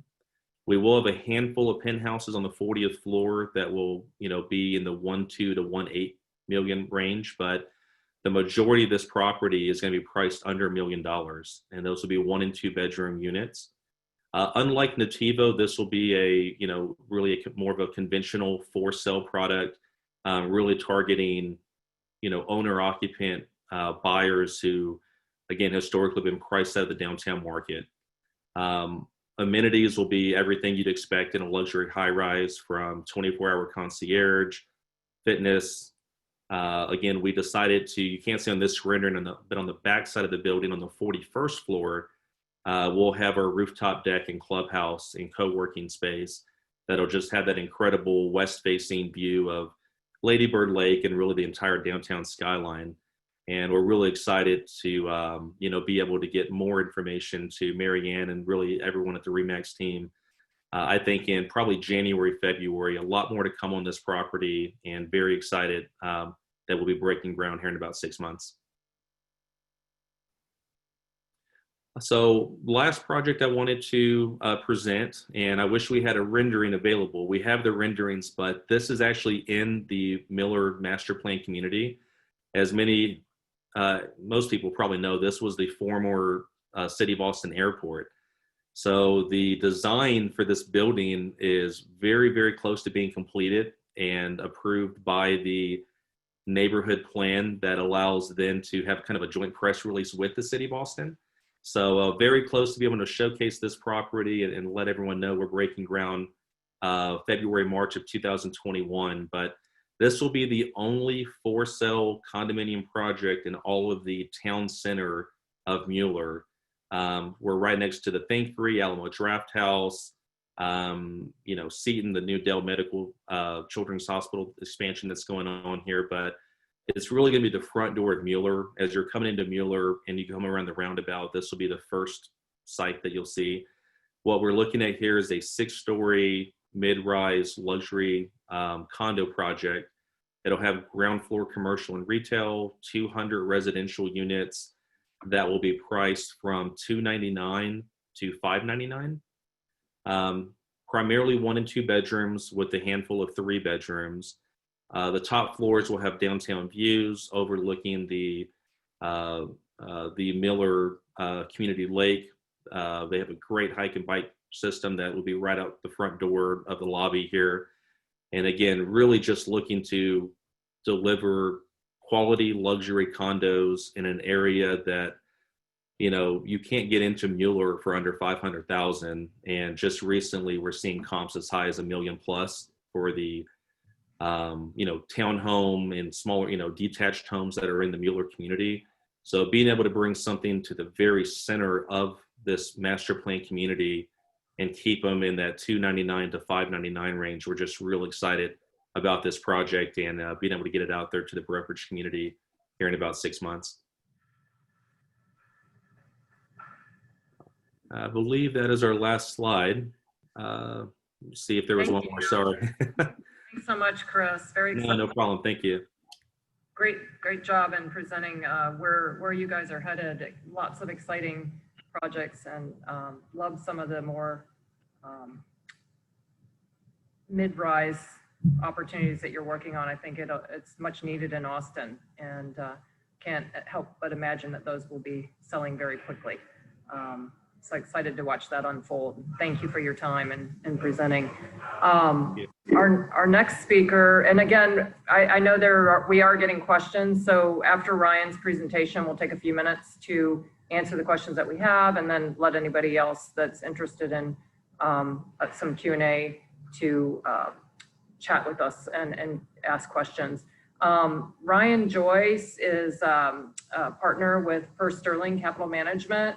I had the opportunity to meet Ryan a couple of years ago. He was working with a good friend of mine, and we connected in helping her with the purchase of a condominium. And it's been a real pleasure getting to know Ryan. And he has come and presented to my team several times and is very supportive in the helping us with, which is to me, I try to work with my agents on educating them in not only how to sell real estate, but what are other tools so we can be advisors to our clients. And Ryan has really helped us a lot with that. And we appreciate all your support, Ryan, and are excited to hear from you today to talk to something that we feel that goes hand in hand with all of the development and investment opportunities in Austin 1031 exchange. Absolutely. Great. Well, thank you, Mary Anne. I appreciate that introduction. And thank you, everybody, for attending today. First and foremost, I just want to extend my gratitude for being here, Mary Anne. It's been a pleasure to work with you and your group. I have enjoyed my presentations previously with them, and a very professional group of individuals. So thank you again. And to the members on this panel here, I feel like the new kid in town. I've been in Austin about 18 years. But yet I feel like the new guy on the block. So it's a pleasure to make your acquaintances. I haven't met all of you, but it has been an enlightening and invigorating conversation we've had so far. Gary, to your comments, I am so excited about the future of Austin and where we've come and where we're going. And I think to that point, what I'm going to present today really has a lot to do with how we can take that future and really make it something unique and exponentially beneficial for the realtors here with RE/MAX, as well as all the investors and residents here in Austin. So today, as Mary Anne indicated, I'm going to be talking about 1031 exchanges. So a tax strategy. Of course, leave the tax guy at the end of the presentation to hopefully wake everybody up and to share with you some ideas and strategies for you to bring to your clients. What I want to do first is just kind of lay out what it is a 1031 tax deferred like-kind exchange is. So if we could flip to the next slide here, I've just laid out kind of the verbiage, if you will, of what this means. And really, let's read it here: a real estate transaction where the owners actually exchange their properties that is either held by investment or used in their business or trade for a like-kind property. And this allows them to defer various forms of taxes, including capital gains and depreciation recapture. So what does all that mean? distilling that down, what that means to you realtors that are on this presentation and to your investors, that there is a way to exchange out of an investment property that your clients hold, either for investment purposes or for their business and trade, and exchange into a more appropriate property for them in a tax-deferred manner. And that's really what the IRS and the IRC is trying to do here, is to give real estate investors a broader, more flexible opportunity to be a real estate investor on their own terms. And that is in an avenue that really, truly impacts their goals and their needs and their requirements, most importantly, to defer those taxes and not incur a huge expense that would quite possibly stop them from making a real estate exchange. Okay, so if we go to the next slide, please, we'll talk about the 1031 exchange. And I put this schematic up here just to give you a visual of what it means. Now, I do a number of presentations for Trex and ABOR, and we usually take about 2 hours to go through the 1031 exchange. So we're going to try to distill this down and just hit the really key points for you guys as realtors to embrace and to understand. So when your client comes to you and talks about the land that they own for 30 years and they need to change out of that investment into something that's paying more monthly income, or a fourplex down South Texas that they're looking to change and get into maybe a data warehouse or a storage unit or something of that nature, you have the tools in your tool belt to say, hey, let's talk about and entertain the idea of a 1031 exchange so you can do this in the most tax efficient manner possible. And at the end of the day, own real estate that really is truly in line with your goals and your objectives. So this schematic here really talks about the main points of a 1031 exchange. And I blocked out 3 that I want to discuss today. The first is identifying a qualified intermediary. In a follow-up slide, I'll talk about what a qualified intermediary is, why it's so important to get in touch with them on day 1, and what they do for the transaction. Step 4 here is really the identification process. And that is the most complex piece of the 1031 exchange. And the reason I want to share that with you, because as a partner, as an advisor to your clients, being able to speak in an informed way about the identification process in a 1031, in my experience, has really made the investor significantly more comfortable with the idea of engaging in a 1031 exchange as opposed to a more simple, just outright sale. And then the final box below in red is just the timeline. If there's a couple things to take away from this presentation, of those 2 numbers there, 45 days and 180 days, there are some specific deadlines that everybody needs to meet when they have a 1031 exchange. The first is that identification period of 45 days. And that means simply from the date of the close of the sale through a 45-day period, your client, the investor, has to identify the properties that they may, in fact, exchange into. And I say may because the 45-day rule allows you flexibility to identify more properties than you ultimately will exchange into. And then the 180-day rule is simply you have to close on the replacement property on 180 days. So this is important when you're thinking about construction property, things that need renovation.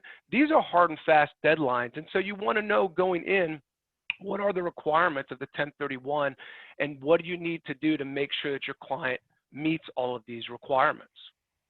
Next slide, please. Okay, so I really like to talk about strategy off the get-go. Why would I do a 1031 in the first place? Next slide, please. So there are many reasons, but again, to try to distill a 2-hour presentation in about 15, 20 minutes, I picked the top 4 here. And the first and foremost is tax deferral. And as we all know, appreciation in real estate, especially here in Central Texas, has really gone through the roof over the last number of years. And as Gary mentioned earlier, we're probably looking at a future that's very, very bright in real estate to be a significant part of investors' portfolio. When a client comes to you and says, hey, I own a piece of land that I've owned for 30 years, I bought it at $500,000 and now it's worth $3 million. I want to get rid of it, I want to sell it, but I can't stomach paying that kind of capital gains on this. Well, a 1031 comes in and done properly can defer can defer all of the capital gains and any other types of taxes that are associated with that, again, by simply selling that property, having the qualified intermediary that we'll talk about in a moment hold those proceeds, and then identifying a replacement property that is like kind, and again, we'll talk about what it means to be like kind, and investing those sales proceeds into that replacement property. Really, it's as simple as that. A lot of moving parts that come beneath it, but having that replacement property engaging in the 1031 can defer hundreds of thousands, if not millions of dollars, depending upon the size of the transaction for your client. The second is really aligning clients' investment priorities with their changing lifestyle. And as a financial advisor, I see this all the time. Clients, again, have had a fourplex, they've owned a shopping mall, things of that nature that have maybe appreciated in value, maybe haven't been producing monthly income, and all of a sudden they're looking at retirement and need to change the goals, the characteristics of the real estate into a more cash flow income producing property. Again, they look at the tax burden of an outright sale and they can't stomach that. The 1031 allows them to defer those taxes and get into other types of property that might be significantly more aligned with their current state of investment planning, cash flow needs, etc. Improving tax efficiency. As a CPA and a CFP, doing tax analysis for my clients, as boring as it may sound, is truly exciting. As an investment advisor, I go out and pick stocks and bonds for clients, and I hope for the best in terms of the recommendations I give them. But with tax planning, I know the tax law, and we know what we can save clients right there, day one of the transaction. So it's tremendous to be able to show these numbers to clients and say, hey, in an outright sale, you would have to pay this to the IRS. On a 1031, you would save this. And in addition to that, you can structure the purchase of the replacement property. And we saw some great examples of replacement property in the previous presentations. You can structure that purchase in a way that can be significantly tax efficient from an income perspective to your clients. And again, I'll hold it there, but our presentations that we go on in more detail talk about how can we do that, structuring it with different types of financing, structuring it with different purchasing options, or bringing cash to the table. Things of that nature can, again, really make a significant benefit to the after-tax income your clients experience on their real estate investment purchases. The last piece I'll put in here is untrapping passive activity losses. This is really an advanced concept, but I always like to talk about it because if your clients are a real estate investor that has a significant real estate portfolio, I'm sure there are some losses that they've incurred over the years on properties that they still own that they look at, and because of the tax laws, they're quote unquote trapped in the passive activity world. Executing a 1031 on properties that have those types of losses can untrap that. And I would tell you what, as a realtor, as the quarterback of your client's 1031 team, they will love you till the end of days if you can show them a way to untrap those losses, utilize them against the other income that they're earning, defer their taxes on their sale, and then put those funds into a property that is tax efficient for them. And the 1031 exchange can really provide this platform for you as, again, the quarterback. And I say the quarterback because you're the one, the realtor is the one holding the client's hand, introducing this idea. And then once you go and believe that it's the right opportunity, you go and engage a client's certified financial planner, their CPA, their attorney if the case requires, and you help them distill down what is appropriate, help translate some of the financial and legal jargon to them so they understand the transaction. It's really so important for you as the realtor to play the lead role, the quarterback on this team. And so again, hopefully these are a couple pieces that will help you have those tools for your tool belt to be a better advisor to your client. Next slide, please. So a couple other reasons that I see, and this really comes from my experience. I've been doing 1031s again for about 17 years, and I've seen so many different reasons for people to engage in a 1031. And here are just a few of them here. I want to share this with you because when you're talking with your clients, and I think it was Brad that had mentioned they are having so many out-of-state buyers. Those out-of-state buyers that come in here and buy a beautiful condo at any of these properties, I bet you they have properties back home, wherever they're coming from, New York, New Jersey, California, that they might want to sell those investment properties and have them closer to their new home here in Austin, Texas. A great opportunity for you guys, again, to introduce the idea of the 1031. A couple specific ideas here is diversification. I see this very frequently with people that own a lot of land here in Central Texas and they want to diversify. To my previous example, they want it to be more income producing assets and they want to diversify, reduce their risk. Heaven knows we've all seen so much risk that's been out in all different types of markets over the last 6-7 months.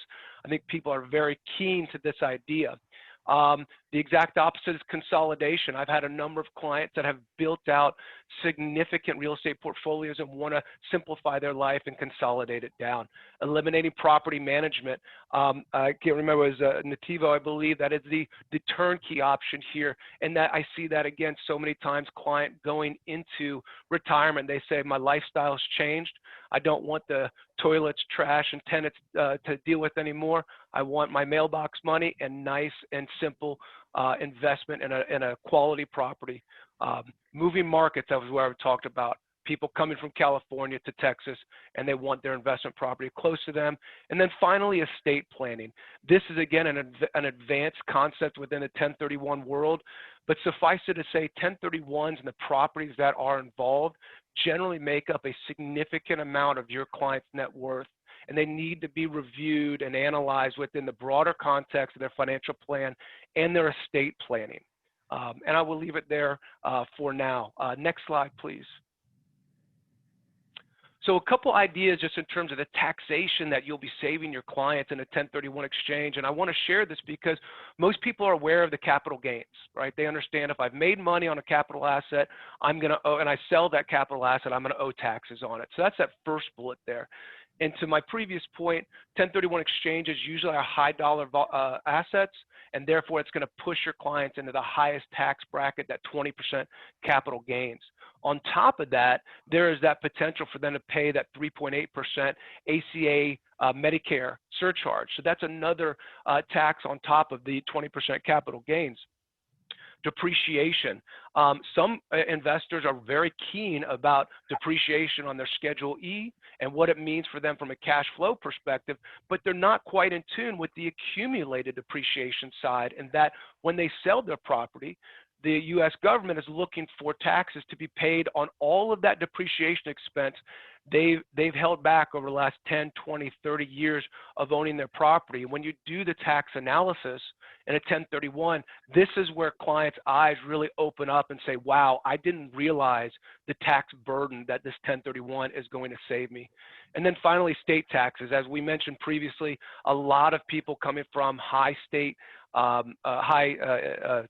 income tax states, where California, New Jersey, New York, Massachusetts, all different, coming to Texas here that has no state income tax. So again, selling property in California, they're going to pay north of 13% state income tax. Again, just another reason to engage and entertain the 1031.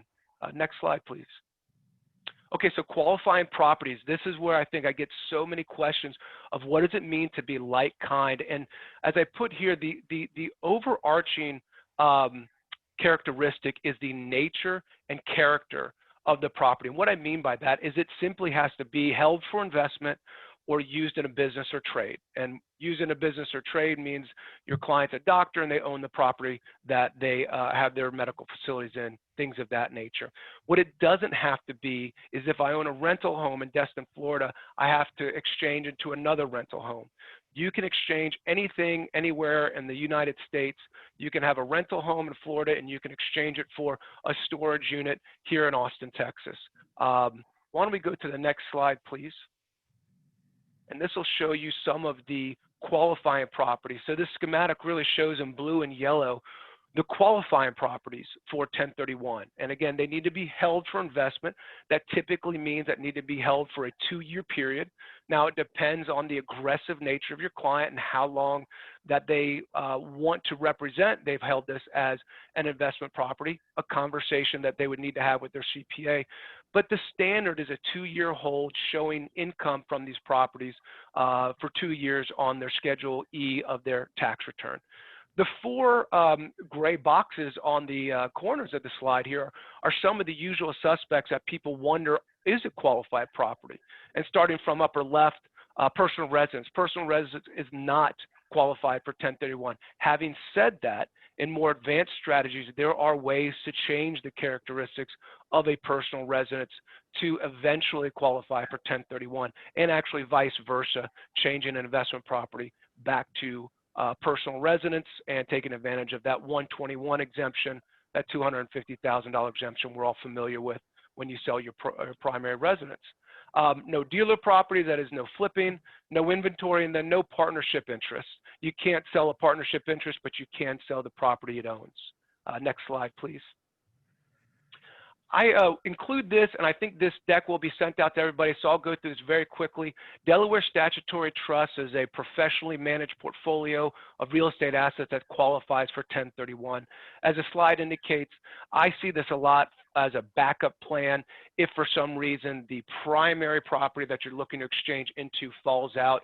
DSTs are a great backup, a great opportunity for people that need debt on the property for a 1031 exchange, that can't qualify or want completely passive investments on their property. Next slide, please. Okay, so this just harkens back to that schematic, and we're going to look at the 2 boxes, one in green, one in blue, the qualified intermediary, and the ID process. Next slide, please. Okay, so the QI, this is really important. I call this person a specialty title company. They actually work with your title company. They don't replace them, so your title company will still be involved in the closing. What the qualified intermediary does, most importantly, is they hold your client's proceeds from the sale during the transaction. To comply with 1031, your clients cannot receive their sales proceeds. So that's a really important concept to know. I work with a qualified intermediary called IPX 1031 here in Austin, Texas. Their rep, his name is Carl Pikus. I do a number of 1031s every year, and I could not recommend them more. They're a great outfit. Look them up. Again, IPX 1031. Their website is a tremendous resource for information on 1031s. Next slide, please. I apologize. I'm going to go through because I'm going to respect your time. I got a couple more minutes. On the identifying property, remember that we had that 45-day period. It needs to be in writing. That's something that people get confused about a lot, that actually needs to be in writing, and it goes to the qualified intermediary. Next slide, please. And speaking to the flexibility of a 1031 exchange, the 2 top bullet points here identify the different rules that your client can exercise when identifying property. It's a 3-property rule or a 200% rule.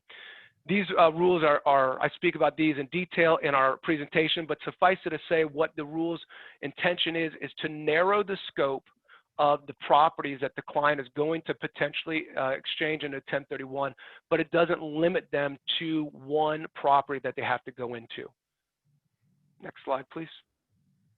Okay, so a couple rules of thumb here just to make sure that you do a successful exchange for your property, for your client rather. First and foremost, that you want to exchange for the equal or greater value. That is, if your client sells a $2 million piece of property, you want to look to exchange into a $2 million piece of property. You can exchange for less, but then the client would pay taxes on whatever it is the delta between the $2 million and the property that you go into. Say it's 1.5, that would be a $500,000 that they would have to be paying capital gains and other taxes on. So something to be aware of. You want to reinvest all of the equity, and you want to reinvest all of the debt. And the debt sometimes trip people up. If you have a mortgage on the property that you're selling, to do 100% tax deferred exchange, you need to have a mortgage on the property that you're replacing into. Next slide, please. Okay, so you as a realtor, how can you really benefit from 1031 exchanges? First and foremost is it can really increase your inventory and getting that unlocked. As I mentioned at the beginning, so many of my clients, of your clients are saying, gosh, I want to sell this property, but I just can't stomach the tax bill. Well, 1031 solves that problem for you. I think it'll make a better business partner for you and your clients, your investor clients, and I hope that this presentation has given you some tools, some resources to harken back to when your client says, I have this piece of land, I have this rental property, I have this strip mall that I want to get rid of. Open a new niche. I tell you, I've known so many realtors that have really embarked and understood the 1031 process and gotten involved in those communities, and it's been a great opportunity for them. So that might be something worthwhile for you to explore. And then finally, engage a new set of clients. So many are possibly focused on the residential area, and you might want to expand your network into the more investor type real estate clients. So this might be an opportunity for you as well on that front. Next slide, please.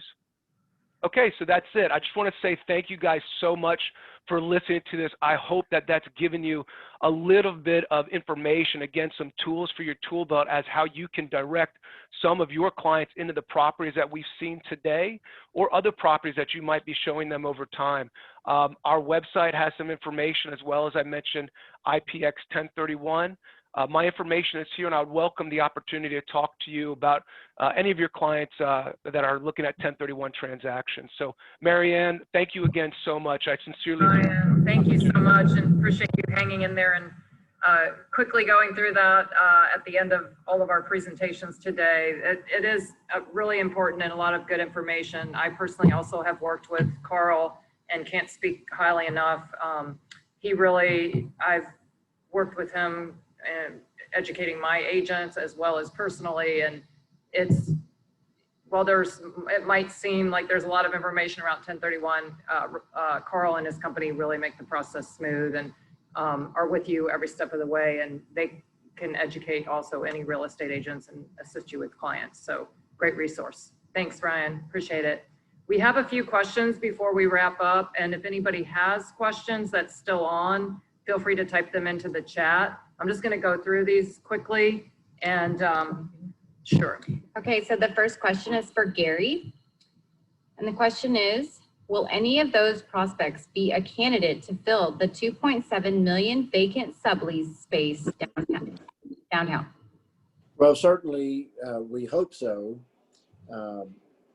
Over the 16 and a half year history, the CBD has been the #1 submarket destination for inbound companies. Downtown, the #1 destination, the Northwest and Domain markets, the #2 destination, and then Southwest, the #3 destination. So we're very hopeful that any number of these prospective companies will take a look at our CBD, backfill some of that sublease space or some of the new space that's coming online, and continue the very robust nature of the downtown. Thank you, Gary. We have a question from Kathy Richard for Brad. Do you have a limited number of units you are selling to investors in 44 East?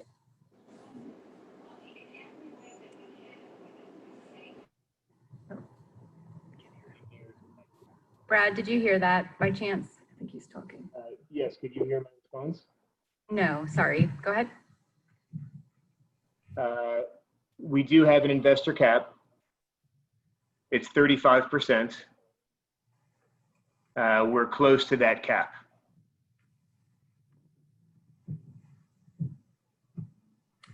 I would also ask that same question of Brian and Chris. I know everybody allows investors.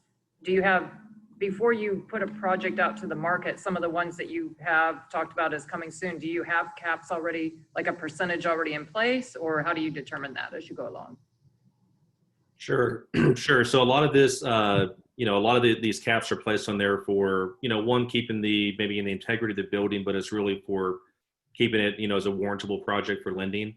So for a Nativo model, which, we know that's a different model, there's no cap. In fact, we anticipate the majority of the buyers being investors and second home owners. So for Nativo, there is not a cap. For the majority of our other projects, depending on the total number of units, it usually ranges from 30 to 40%. Thank you. Mary Ann, for our part, most of the projects we do are really designed for end users more so than investors. But when we do have investors, we try to limit those to 20% or less in a project. Okay, great. All right, great. I don't think we have any other questions. Let's take one more look to make sure. And I just wanted to thank everybody. I know this was a long presentation. We've had many people hanging in with us for the entire 2 hours, and we really appreciate it. We've got this recorded and we'll be getting it out to everybody early next week. Thanks so much to all of you and everybody attending today. We really appreciate it. Have a great weekend. Thank you. Thank you, Mary Ann. Thank Thank you. you. Bye-bye.